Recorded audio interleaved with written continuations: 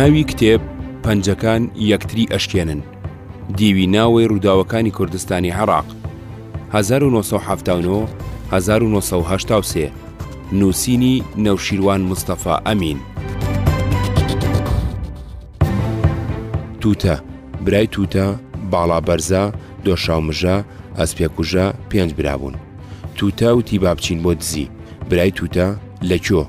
باڵا بەرزەوتی لە ماڵی خوا. دۆشاومژەوتی حرامە. ئەسپێکوژەوتی لە دینی ئێمەدا هیچ شتی حرام نییە. لە ناو خۆیاندا بوو بە شەڕیان، چواریان یەک کەوتن بۆ ڕاونانی پێنجەم. ناوەڕۆک یەک نیوە یەکەمی 1979 بنکەی ناوزەنگ، کۆمەڵە و کاری فکری، کۆمەڵە و کاروباری ڕێکخراوەیی، کۆبوونەوەی کۆمیتەی سەرکردایەتی، ئێران لە دوا قۆناغی ئینقیلابدا، گەڕانەوەی حیدکە، گەڕانەوەی ئیمام خومەینی، پادگانی مەهاباد، نەورۆزی سنە، شەڕی نەغەدا، حشع ئاردی ناودەرگ، جیابوونەوەی بزوتنەوە، سیروان و زێڕینجۆ. دوو بە بۆنەی مردنی مەلا مستەفاوە مەلای و جەلالی لە تەرازوودا. مەلای و جەلالی لە تەرازوودا شێخ محەممەدی بارزانی، شێخی بارزانیان چۆن هەڵفراند، شۆڕشی بارزان 1930-1932، بارزانەکان لە سلێمانی، حیزبی هیوا و شۆڕشی بارزان سەر لە نوێشەڕی بارزانی عێراقی هەڵگیرسایەوە. کشانەوەی بارزانەکان بۆ ئێران، مەلا مستەفا لە کوردستانی ئێران، دامەزراندنی پارتی، بارزانی ئەگەڕێتەوە بۆ کوردستانی عێراق، بارزانی لە سۆڤێت، سەرۆکایەتی پارتی، چواردەی تەمموز و بارزانی، گەڕانەوەی بارزانی لە شێعری کوردیدا، تێکچوونی قاسم و بارزانی، هەڵگیرسانی شۆڕشی ئەیلول، هەڵوێستی سۆڤێت لە شۆڕشی کورد، ناڕەزایی مەلا مستەفا لە مەکتەبی سیاسی، پەیوەندی لەگەڵ ئێران، گۆڤاری ڕزگاری، ئیستیعابیان تێکەڵاو بوونەوە، ناکۆکی ناو بنەماڵی بارزانی، دەرکردنی فیلەکان.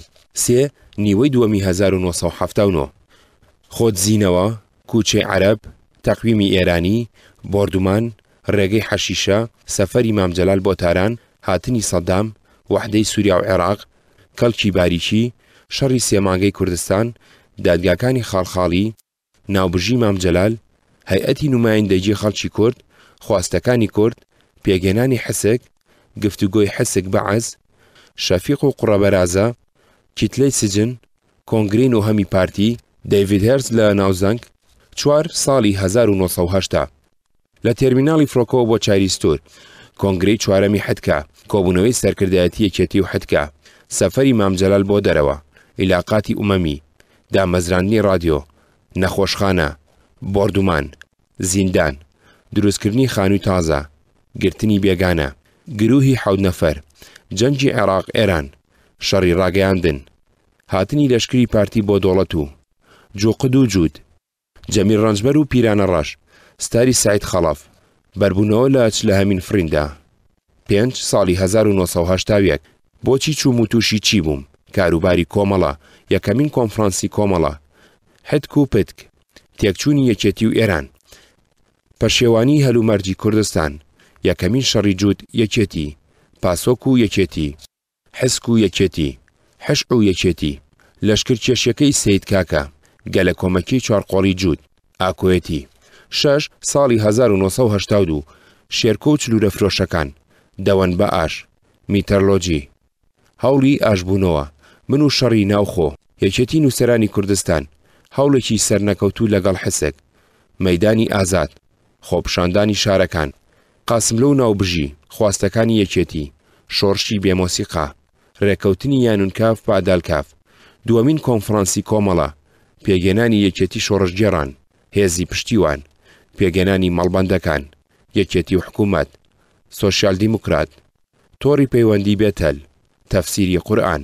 7 ساڵی 1983 ڕێکەوتنی نۆزدەقۆڵی، سەید سادق و باڵانتەران، کەمینێکی کوێر، دارەکەی حسک، شەماڵ و باداوان، شەڕ لە شارباژێر، شەڕی یەکەمی جوود، تەفسیری جوود بۆ ڕووداوەکان، ئیتیهامەکانی حەشع، خۆشناوەتی، سماقوڵیەکان، حەسەن مارگر، ڕقی ئافرەت، ئاژاوەی ناو ئەدیبان، شێرکۆ بێکەس، حەسۆ لە جاسوسان، هاتنی مام جەلال بۆ خۆشناوەتی، جەمال تایر، شەڕی دووەمی جوود، هەنگەوانی، شەڕەجنێ و بەهۆکی تۆکی، حەسۆ لە کونە کۆتر، گیرانی بارزانیەکان، بەرەو ئاسۆز، بەری مەرگە، مەڵبەند یەک لە ناو شەڕی عێراق و ئێراندا، شەڕ لە 3 مەیداندا، ئازادکردنی بێتواتە، مفاوەزە لەگەڵ بەعەز. 8 بەڵگەکان، کوردکراوەکان، پاسۆک پارتی سۆسیالیستی کورد، پدک پارتی دیموکراتی کوردستان، توع التجمع الوطني العراقي، جود الجبهة الوطنية الديمقراطية، جوقد الجبهة الوطنية والقومية الديمقراطية، حاء حركة الاشتراكية العربية، حدكا حزب ديمقراطي كردستاني إيران، حسك حزب سوسياليستي كردستان سرتا ناوي حزب سوسياليستي يقرتوي كردستان بو، حشع حزب شيوعي عراق، كاجيك كومالي آزادي و ژیانەوەی یەکگرتنی کوردستان، سازکا سازمان انقلابی زەحمەتکێشان کوردستان ئێران، بە کوردی کۆمەڵی شۆڕژگەری زەحمەتکێشانی کوردستانی ئێران، قم قیادە موقەتە سەردەمێ پارتی بەم ناوە ناسرا بوو، کۆڕەک کۆمەڵی ڕەنجدەرانی کوردستان، لاک لەشکری ئیسلامی کورد، میم مەڵبەند، میم سین مەکتەبی سیاسی، میم عین مەکتەبی عسکەری، قیادە ثەورە ها هەرێم، میم قافە مەجلس القیادة ثورة، یەنێک یەکێتی نیشتیمانی کوردستان. نیوەی یەکەمی 1970 بنکەی ناوزەنگ. ناوزەنگ تا ئەهات ئاوەدانتر و قەرەباڵغترە بوو، زەڵێ و قولە هەرمێ بارەگەیان تێدا دانرا. لە ناوزەنگ جگە لە مامجەلال لە ئەندامانی سەرکردایەتی سالار، مەلا بەختیار، عومەری حاجی عەبدوڵڵا، فازیل کەریم، هەروەها دکتۆر مەحموود عەلی عوسمان و قادر جەباری و ژمارەیەک لە کادرەکانی کۆمەڵا وەکو سەید کەریم، ئیبراهیم جەلال ڕێباز کۆبووبوونەوە. ڕەسوڵ مامەدیش هات بۆ زەڵێ، بەڵام بەشداری کۆبوونەوەکانی سەرکردایەتی ناکرد. ویسمان کارەکان ڕێک بخەینەوە. من کاروباری کۆمەڵم هەڵەسوڕاند. سالار و جەعفەر لەگەڵ مامجەلال کاروباری مەکتەبی سیاسیانە کرد. دکتۆر مەحموودیش لە زۆری کۆبوونەوەکاندا بەشداریە کرد. لە مێژ بوو مەکتەبی سیاسی نوێنەری بزوتنەوەی تێدا نەمابوو. قادر عەزیزیان دانابوو بە نوێنەری بزوتنەوە لای مەکتەبی سیاسی. بەڵام قادر نە ئەندامی سەرکردایەتی بزوتنەوە بوو نەهی سەرکردایەتی یەکێتی. لە زۆری کۆبوونەوەکاندا بەشداریە کرد. بەڵام لە هەمویاندا وەکو پیان وتبوو کێشەی دروست ئەکرد و زۆر جار لەگەڵ مامجەلالدا قسەیان لێک ئەگیرا. کاروباری پێشمەرگە بەم لازم عومەر و ڕاگەیاندن بە فازیل سپێررا. ناوزەنگ ئاوەدانی تێدا نەبوو، هەمومان لە خێوەتدا بووین. خێوەتەکان زۆر قەرەباڵغ بوون. لەبەر ئەوە هەم مشوری خێوەتی زۆرترمانە خوارد و هەمی خان دروستکردن. پێشمەرگەلادیەکان شارەزاتر و گورج و گۆڵتر بوون لە خان و دروستکردندا. هەرزوو ئەوان هەندێ نوایان بۆ خۆیان سازدا. من و ملازم عومەر، حامە سەعید، هاوڕێ جەبار خێوەتێکی گەورەمان هەڵدا و لە نایلۆنمان گرت. نایلۆنێکی ئەستورمان ڕاخست بوو لە سەری ئەنووسین، یەک بەتانیمان هەبوو. چرای غازمان لە ئێرانەوە بۆ هات. خێوەتەکەمان لە پاڵ شاخەکەدا هەڵدا بوو. زۆری پێنەچوو ژێرەکەی بوو بە ئاوەزێ، کانیەکی تێدا تەقی بوو. بە جۆگە ئاوەڕێیەکمان بۆ دەرەوە بۆ کرد. لە ناوزەنگ چەند جێگایەکمان دیاری کرد خانوەکانیان تێدا بکرێ. سالار و فازیلمان ڕاستپار خەریکی دروستکردنی خانوو بن. خانۆکان ئەگەرچی لە هەمان ناوچەدا بوون، بەڵام لە 3 لای جیاوازدا دروست دەکران. دەستەیەکیان فازیل بۆ خۆی و مامجەلال و دکتۆر مەحموود و دەستەیەک سالار بۆ خۆی و عومەر و من و دەستەیەک عەلی ئامەخان بۆ پێشمەرگەکان. هەندێک لە فەرماندەی کارتەکانی هەرێمی پارێزگاریش لە نزیک ئەو بارەگایانەوە خەریک بوون. شوێنەکان بە ناوی سەرپەرشتیکەرەکانەوە ناونراون: سالاراوە، جەعفەراوە، عەلیاوە. ئەم ناوانەمان بۆ خۆشی لێ نابوون. بەڵام سالار و جەعفەر فازیل پێیان ناخۆش بوو، لەبەرەوە وازمان لێنا. خانۆکان لەگەڵ خانووی تەنگ و تاریک و دواکەوتوی جوتیارەکاندا هیچ جیاوازێکیان نەبوو، بە هەمان کەرەستە و هەندەستە دروست کرابوون. منە و ماوەیە کارم زۆر بوو، نووسین و سەرپەرشتی چاپ و بڵاوکردنەوەی بڵاوکراوەکان، بە تایبەتی وەرزنامەی کۆمەڵا، وەڵامدانەوەی زۆری ئەو نامانەی لە ڕێکخراوەنهێنەکان و لە هەرێم و لقەکانەوە گەیشتن، بینین و گفتوگۆ لەگەڵ ئەو کادر و پێشمەرگە و هاوڵاتیانەی بۆ ئیش و کارە هاتن، تایپ و ڕۆنەکەشی حەمە سەعید و هاوڕێ جەبارەیان کرد. بەلامەوە گرنگ نەبوو لە کوێ بم، گرنگ ئەوە بوو نوایەکم هەبێ ئێستاری تێدا بگرم و ئیشەکانی تێدا بکەم. لەبەر ئەوە ئەوەندە گوێم نەئەدایە شوێنی ژیان و ئەوەندەش کاتم نەبوو خەریکی دروستکردنی خانوو و گیرروگرفتی ڕۆژانەی پێویستیەکانی بارەگا و پێشمەرگەکانی بم. ڕاستیەکەی ئەرکی بارەگا لەو شاخە چۆڵە زۆر بوو، دابینکردنی نان و خواردەمەنی، سوتەمەنی، ڕایەخ، پێخەف، بەڕێکردنی میوان. من حەزم ئەکرد بۆ ئەوەی لەو دەردەسەریانە دوور بم، خانووی بە کۆمەڵمان هەبێ، پێکەوە بژین. بەڵام سیر ئەو بوو زۆری برادەرەکان، تەنانەت هەندێک لە لێپرسراوەکانیش خوێندنەوە و نووسین و چاپیان بەکاری ماندووکەردانە ئەنا. لایەن وابوو ئەمیش سەرگەرمیەکە بۆ خۆخافڵاندن وەکو دامە و ئەزنیف و تاوڵە. کە خانۆکەمان ژوورێکی درێژ و داڵانێک سەری گیرا، هێشتا تەڕ بوو، چووینە ناویەوە. شوێنەکەمان تەنگ و میوانمان زۆر بوو. ئەو زستانە بەفر زۆر باری من لە بەردەرگای داڵانەکەدا ئانووستم. ساواک لە ئێران دەسەڵاتی نەمابوو خەریک بووەڵەوەشە بە ئاسانی بە ئێراندا هاتو چووەکرا. ئێمە ئەدرەسی هەندێک لە دۆستەکانی ناو ئێرانمان ناردبوو بۆ هەڤاڵانی دەرەوە بۆ ئەوەی بەڕێگای ئەواندا بۆ بەشداری لە کۆبوونەوەی کۆمیتەی سەرکردایەتیدا بگەڕێنەوە کوردستان. سالار بە هەمان ڕێگەدا گەڕابووە. زستانی 1970 عومەر شێخ مووس، عومەر موستەفا، دکتۆر فواد مەعسووم، دکتۆر کەمال خۆشناو، عادل مراد گەیشتنە ناو زەنگ. کەمال و عادل هاتنە لای ئێمە، ئەوانی تریش چوونە لای مام جەلال. کۆمەڵە و کاری فکری. ئەو ماوەیە لە قەندیل بووین چەند وتارێکم نووسی بە ناوی کۆمەڵەوە چاپ و بڵاومان کردنەوە. لەوانە دەربارەی پێویستی بوونی ڕێکخراوی تایبەتی چینی کرێکار و ڕەنجدەرانی کوردستان 12 لاپەڕە. مەسەلەی ئەندامەتی 9 لاپەڕە. ڕێخستنی یەنێک بەهێز بکەن. ڕێخستنی کەملک بەهێز بکەن و یەکێتی بیرروڕا ویست ڕێخستن و کردەوە لە ڕیزەکانیدا بەدی بهێنن. فەرمانەکانی قۆناغی ئێستای خەباتمان. ئەم زنجیرە وتارە کە هەرێکیان نامیلکەیەک بوو لە ماوەیەکی کووردا بە دوای یەکدا بڵاوکرانەوە. کارێکی باشی لە کادرەکان و تێکڕای ڕێخستن کرد. بژانەوەیکی تێدا بەدی هێنان و ڕیزەکانی یەک و یەکگرتو کردن. بەڵام ئەمانە بەز نەبوون، ئەبوو بڵاوکراوەیەکی دەوری دەربکەین.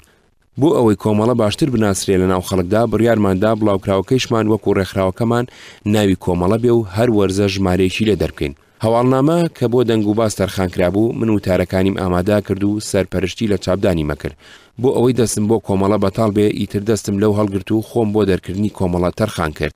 ژمارە یەکەمی کۆمەڵە لە وەرزی پاییزی 1970دا دەرچوو. باس و بابەتەکانی بریتی بوو لە سەروتار بە بۆنەی وەرزنامەی کۆمەڵەوە لاپەڕایەک 2. فاشیستەکان سوپاکەیان بۆ چوو ئەنێرن بۆ جەبهەی شیمالی و بانیجۆلان یاخود بۆ چیاکانی کوردستان لاپەڕە 3-5. خەباتی گەلان ئێران جەزیرەی ئارام یا گۆمی خوێن لاپەڕە 6-12. بابەتی جۆراوجۆر بەسەر ئاوی حەمامی شۆپیاوەتی وەها ناکرێ خومینی دەرئەکەن و پێشوازی لە شابانوو ئەکەن. ڕژێمی عێراق چەند مرۆڤ دۆستە دەستگاکانی ئۆتۆنۆمیە درۆزنەکە ئەو دەسەڵاتانەی دراوەتیەکەنین لاپەڕە 14-15. لە دەفتەری سەروەریدا جەمالە ڕەش بەڵگەی قارەمانەتی لاپەڕە 16-23. باسێکی تیۆری چۆن مارکسیزم لینینیزم فێربین لاپەڕە 24-29. ئازادی بۆ تێکۆشەرانی کوردستان بۆینباخی ستۆلیبین بۆینباخی بەعسی لاپەڕە 30. بۆ شارەزابوون لە ڕێبازی گۆڤارەکە و مەبەست لە دەرکردنی لێرەدا سەروتاری یەکەم ژمارە وەکو خۆی ئەنووسمەوە بە بۆنەی وەرزنامەی کۆمەڵەوە.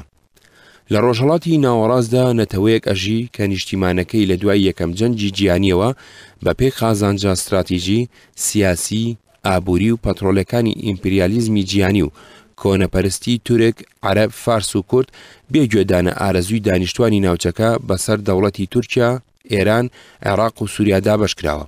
ئەگەرچی ئەم نەتەوەی هەمووی بەسەرێکەوە بە ژمارە لە هەندێک میلەت و نەتەوەی تری ڕۆژهەڵاتی زۆرترە و نیشتیمانەکەی لە کۆندا مەڵبەندی شارستانەتی بۆ و خاکێکی بەفیت و فەڕی هەیە و خۆشی لە زۆر کۆنەوە لە پێناوی ڕزگاریدا لە خەباتێکی بێوچانی خوێناویدایە بە جۆرێکی ئەوتۆ کە بەشێکی گەورەی مێژووی جەنگی ناوچەکە پێک دێت لە پێکدادانی ئەم و میلەتانی دراوسێ و لەشکرەکانی بێگانە و داگیرکەر بێ ئەوەی سەرکەوتنێکی ئەوتۆی بەدەست هێنابێت و گەیشت بێتە یەکێک لە ئامانجەنەتەوەیەکانی. بەڵام سەرڕای چەوساندنەوەی سەختی نەتەوەیەتی و دابەشکردن و پچڕکردنی سیاسی و ئابووری و زمان و فەرهەنگ سەرڕای سیاسەتی فەرامۆشکردنی ئابووری و کۆمەڵایەتی سیاسەتی ڕاگێزان و جێپێگۆڕین و دەربەدەرکردن و جنسیە لێسەندنەوە برسیکردن و هەژارخستن و مڵک و ماڵزەوتکردن بەنیازی لە ناوبردننی و تەفروت و ناکردن و تواننەوەی هێشتا لەسەر زەویەکی پێکەوە بەسراو داژی کە مەڵبەندی کۆنێتی و بە درێژایی مێژووتیا جێگیربووە و گەشەی کردو و پێگەیشتووە. جگە لە جیاوازیەکی کەمی نێوان لاجەکانی بنچینەی زمانێکی یەگرتووی ئاخافتن و لێگەیشتنی هەیە کە ئەشێ ببێتە زمانی نەتەوەی نووسین و ئاخافتن. مێژوویەکی شارستانی و جەنگی و سیاسی ناوخۆیی هەیە. خاوەنی خوڕەوشتی کۆمەڵایەتی نەریت و دابی لە یەکچووی شێوەی ژیان فۆلکلۆر و بیرڕا کە خۆی لە پێگاتنی سایکۆلۆجی لە یەکچوودا ئەنوێنێتەوە. سەرڕای سنووری سیاسی و لە یەکدابڕینی ئابووری و بەسرانەوەی بە چەند ڕژێمی جیاجیاوە بنچینەی ئابووریەکی یەگرتووی هەیە کە تا ئێستا خۆی لە بازرگانی قاچاقی سەر سنوورەکان و هاتوچۆی خێڵ و هۆزە ڕەوەندەکان و هاتوچۆی کرێکارانی لادێدا ئەنوێنێت. ئەم میلەتەی کە ڕەنگە لە دنیای ئەمڕۆدا تەنیانەتەوەی گەورە بێت کە هێشتا نەک بە مافی سربەستی چارەی خۆنووسین و ڕزگاری نەتەوەی نەگەیشتووە بەڵکو لە نیشتیمانەکەی خۆشیدا بە بێگانە و ناحەزەژمێرێت و مافی مان و خەمڵاندن و گەشەکردنی نییە. میلەتە بەشبەش و دیلەکەی ئێمە کە ناوی کوردە. گەلی کورد لە خاکەکەی خۆیدا بێگانەیە، بێبەشە لە هەموو مافێکی نەتەوەی و دیموکراتی، بگرێت لە هەموو مافێکی مرۆڤی ئەم سەردەمە. وڵاتێکی بە پیت و جوان و دەوڵەمەندی هەیە کە شوێنێکی جوگرافی گرنگی هەیە و دابەش کراوە و لە چەند سەرەوە ئەچەوسێنرێتەوە. چەوسێنەرەکانی هاونەتەوە، دەرەبەک، بۆرژوازی کۆسمۆپۆلیت و کۆمپرادۆری کورد، چینە کۆنەپەرست و چەوسێنەرەکانی نەتەوە دەسەڵاتدارەکان بە تایبەتی بۆرژوازی بیرۆکراتی، ئیمپریالیزم و کۆلۆنیالیزمی نوێ.